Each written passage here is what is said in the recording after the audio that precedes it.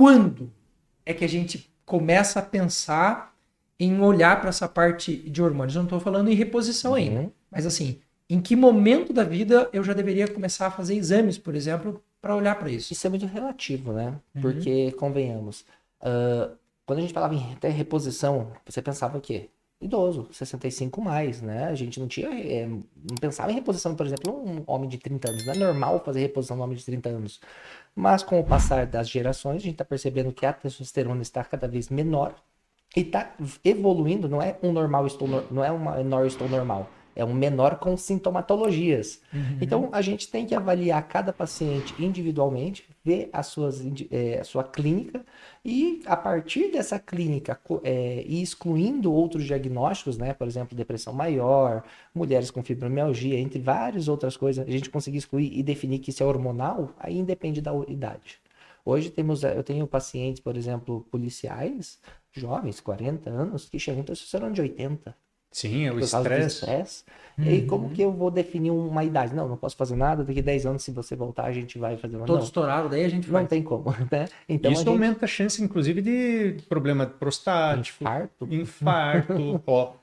Saibam Então, disso. assim, isso já faz, né? Como assim, infarto? É isso mesmo, testosterona baixa, que a gente considera no primeiro quartil, vamos jogar um pouquinho mais baixo, 150 a 300, 150 a 380, aumenta em 4 vezes a chance de um infarto, de um AVC, e até 8 vezes mais insuficiência cardíaca do que um homem que esteja no quarto quartil. Entre 800 a 1000. Então, é um protetor cardíaco também, a certos níveis. Vamos deixar bem claro, certos níveis. Sim, Abuso sim. é pior do que a falta. Sim, Tá bom? sim. Então, para você entender que não é só questões estéticas, não é só questões, por exemplo, de mentais, a cognição, poder de decisão, poder de coragem, libido, mas também até questões de saúde cardíaca, né? Porque é interessante isso que você está falando. Porque a questão hormonal, a gente sempre ouviu muito falar daquela versão antiga, daquele hormônio que foi lá no começo, que os caras usavam a partir do cavalo e tal, a causa câncer.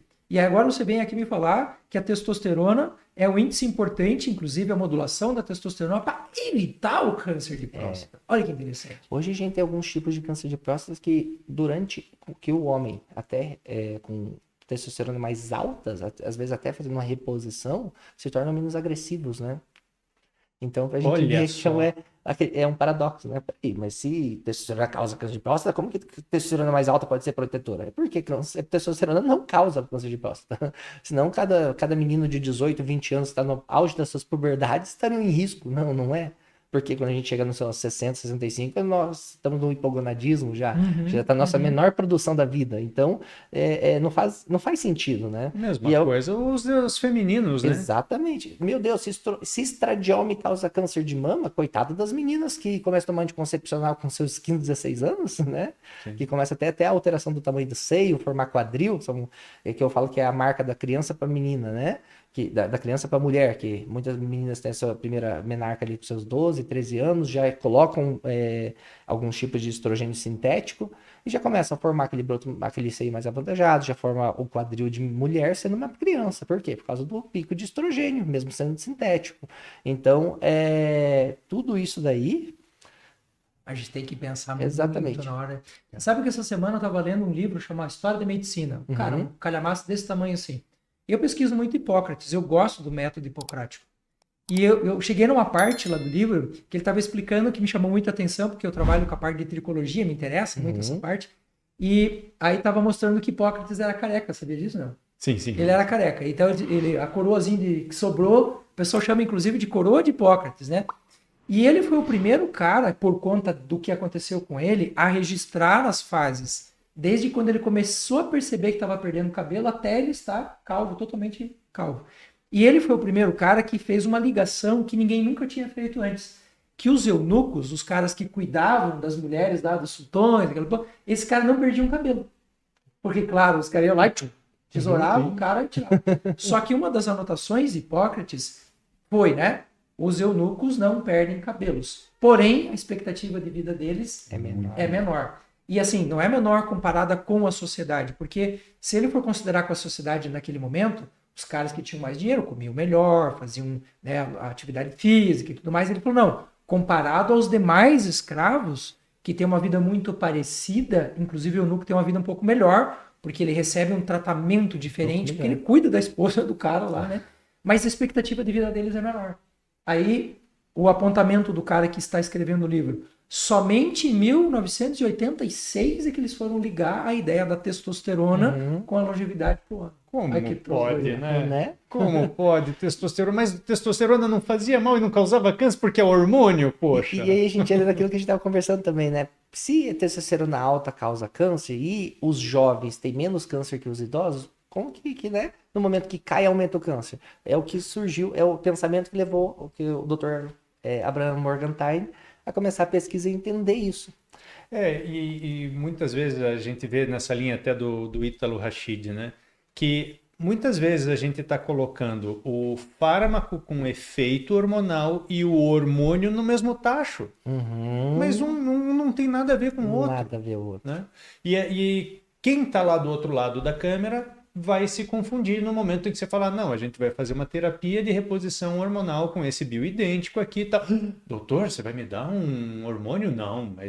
E eu tive uma paciente que eu tive uma conversa com ela muito longa, a respeito de mostrar os benefícios, eu mostrei os trabalhos, e ela, assim que ela terminou a consulta, ela estava ainda meio ressabiada, ela foi no médico, no clínico dela, e ela voltou falando assim, doutor, não vou fazer a reposição hormonal, eu acho que não é para mim, porque eu tenho problema assim, assim, assado, e ele disse que melhor não. Eu falei, peraí, é ele dizendo ou é você dizendo? Porque quem decide é o paciente. Se ele está dizendo e ele trouxe a argumentação, qual foi a argumentação? Porque eu quero aprender se eu estiver errado. Mas não tinha argumentação. Como que é? Faz mal e acabou.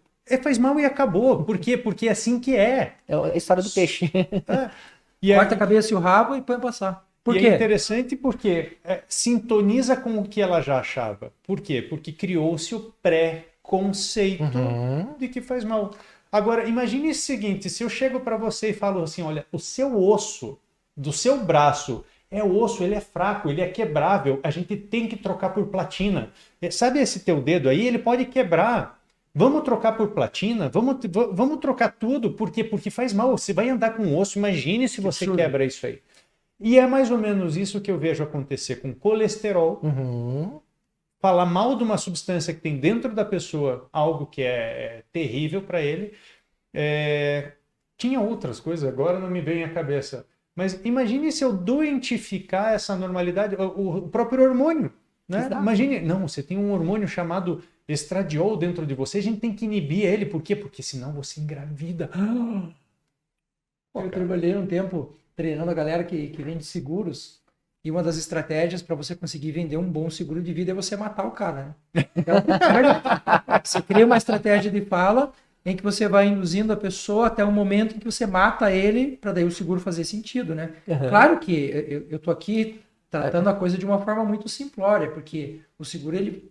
Cara, depois que eu entendi a lógica, eu fiz 2 seguros de vida, né? Em 2 empresas diferentes, porque você está ajudando a família, enfim. Mas eu estou citando isso porque, às vezes, a pessoa leva o indivíduo até matar ele, né? Mas não dá uma solução. E isso é muito ruim. Tem uma frase de um filósofo que diz: daquilo que não se pode falar, deve se calar. Então, eu aprendi muito isso. Quando a pessoa, esses dias aconteceu aí uma situação da pessoa me trazer ali alguns produtos da medicina antroposófica. Sim. Eu falei, querido, cara, desculpa, eu não sei falar sobre isso daqui. Então, eu não tenho como emitir uma opinião sobre. Então, eu posso pesquisar, posso ir atrás, posso conversar com colegas que entendem sobre isso e te dar uma posição. Só que isso dá um trabalho, né? Aí é melhor você falar pro cara, não funciona, isso é besteira. Isso daí é antigo, não funciona, vamos Lembrei. passar pra frente.